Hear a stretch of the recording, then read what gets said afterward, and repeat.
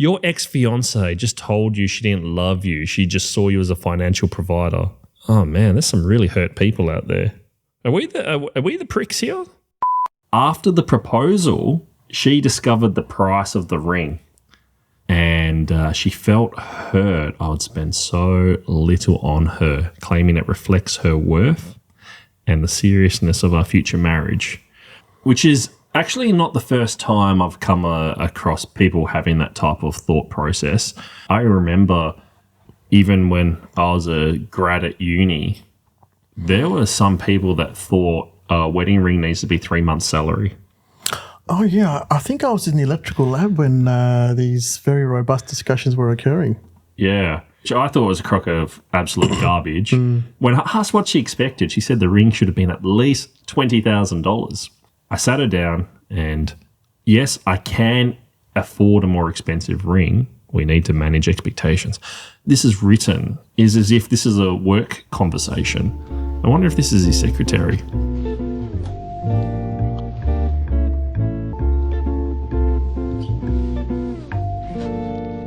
I want to stand and salute that.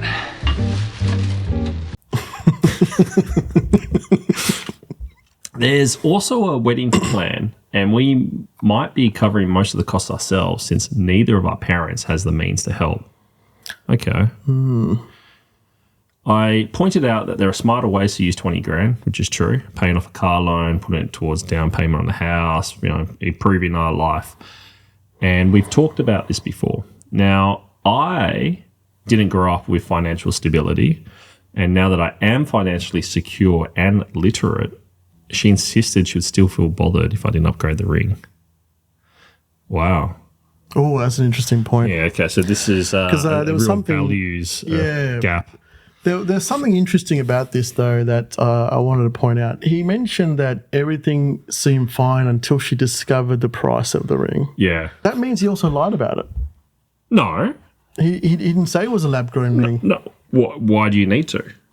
Because that means you've had a discussion. So this means this isn't a couple that talk about their values.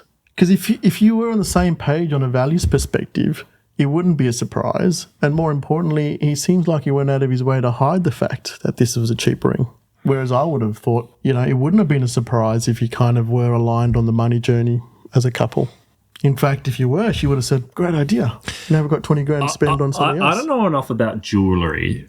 In my head, if somebody says, I bought you a diamond, it is not a lab-grown diamond. It is something that's been mined out of the earth and has a blood debt. Now, so I'm going to propose to you right now. Okay. Oh wow, 30 cubic zirconia. Oh, but you know it's cubic. You know it's a cubic zirconia. But now it's a week later, and you go, hang on, that's a cubic zirconia. What's going on here? Yeah, so I'm thinking of this in the car terms, right? Like if I bought a Ferrari, I know how much you spent on it, and then I found out later it was actually a replica. I have a perception a replica needs to be disclosed. Yeah. But at the same time, buying a car is different than an engagement ring. An engagement ring is about symbolism. It is, but if in the beginning, because her problem might not be the amount spent, but if this guy's bought a replica Ferrari and not disclosed it, and she's found out later, I think there's a little bit of dishonesty here. Yeah. Because a week later, it shouldn't be a surprise. That means you let her believe this was cubic zirconia was a diamond. And yeah, she might be using this language. There's more to this story. There's more to this story, mate. And to frame it as I would rather put a down payment on the house. A week later? Yeah. What do you think?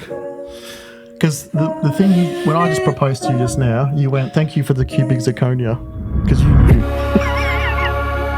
Now, let's go to the last bit, because this reminds me specifically of a damage control meeting where you've done something, so you've come in prepped with your bullet points, and he's probably testing out his arguments, which is already saying this marriage is futile. Yeah. Engagement. Yeah. Now, here's the killer part. Gentlemen, the price of a diamond ring should never dictate the quality of your marriage. I mean, yes, That's true, but as you've correctly pointed out, it's not about the price. That's what he is gaslighting the argument to be. This is actually about the deception. Deception, yeah. Yes. Yeah. Wow, valid use of gaslighting. It belonged to my mother, and before that to her mother, and now it belongs to you. Oh, I shall wear it always. I'm afraid the pin is not very strong. No. I'll have it mended. Yes. You better not wear it until I have. You might lose it. You know, you are inclined to lose things, Paula. I am? No, I didn't realize that. Oh, just little things. I'll put it in your bag for safekeeping. There. Now, you'll remember where it is. Oh, don't be silly. Of course I'll remember. Oh, I was teasing you, my dear. Torture upon which prisoners were stretched, their limbs being frequently torn from their sockets. I don't need to be married to know that. I've been supporting committed partner that lies about the goods I'm buying. Her response shocked me, and after a lot of reflection, I ultimately decided to end our relationship. Oh, he ended it. Yeah, Wow. okay. I assume she did. Yeah. Wow, these past few days have been rough, full of emotions and reactions from loved ones and friends, but I chose to trust my gut on this one. We clearly have different values, and I realize this isn't the kind of marriage I want. It hurts, I won't lie, but a price tag on a shiny mineral shouldn't define the foundation of a partnership. Let's say he was willing to drop the 20 grand on a ring, and instead I'm going to buy the $2,400 ring, and the remaining $17,000 we're going to fly around the world. But see, on that point, This is very one-sided because Yeah. what this guy's saying is, these are my values. I don't believe a ring's important. I actually don't respect your perception. I don't value it at all. So I'm not even going to recognize there's a possibility that the value of the ring matters. This is actually, in my mind, selfish is what comes to, but there are people that have to put themselves first before they can put others. I'd say this is potentially a case of that. But then when you factor in some of the stuff that he's focusing on and then a lot of the stuff he's not talking about, I go, this guy is shonky. Yeah. Now, you made an excellent point there. You use committed language saying, hey, let's put it towards the honeymoon. But this guy just says, I pointed out there are other options. So it's all Deception. and no commitment. Magician. Oh, we could do this, we could do this. What about your business? Yeah. But there's no commitment. From her perspective, you're going, oh, yeah, so all I'm actually getting here is $2,400 and some perception that maybe he would commit to funding something else, which he's not obliged to do, by the way. But there's nothing concrete here where he's gone, hey, let's put it towards the wedding or let's put it towards the honeymoon. It's just we could use it in other ways. Yeah, it's interesting. The other odd thing here is I have had thoughts before whether the transaction of relationship comfort for gifts is just a different form of prostitution. It's really the idea of putting up with a relationship to gain a ring seems to be socially accepted. But the idea of even funding her business just seems like a relationship of trades. And that's where the idea of prostitution comes to my mind. This just doesn't seem like what I'd say is a relationship of compassion. No, and I think if he said something like, hey, you know, we've got this plan to put a down payment on a house that we're both going to move into, then you could kind of say, yeah, it's not transactional, but you're right. There's a transactional element here and also a deception element from him. And it sounds like they haven't really had a values conversation about what they want to do with money and how they want to proceed. No, they have. They have. He said how he wants to spend money, and there's no negotiation. That's how he presents himself. Yeah, but what I'm saying about the negotiation part is he doesn't say what that negotiation's led to. He's just saying it's just all about the ring still. Yeah. So he just said, oh, look, I'll offer to buy the ring, but we can spend it in better ways. Yeah. But you're right, actually. He does finish off by saying she'll still feel bothered if I didn't upgrade the ring. So, yeah. This is one of those things where there's so many Hollywood movies. You've got a person who's not yet realising the potentials that they dream of, that financial aspect. And so the vow they make for the ring is some sort of symbolicism, that, you know, the romanticism, that's just completely lacking here. This is a very analytical, almost artificial intelligence interpretation on human emotions. Very cold. Yeah. Again, right, there are some people that legitimately view the world like this. My problem here is what's not talked about. It's really one-sided perspective that his worldview is perfect and really missing the other half. So I say this is just enforcing what would have happened 1 to 5 years later. Yeah, I think so. He makes it transactional and then he gets treated transactionally.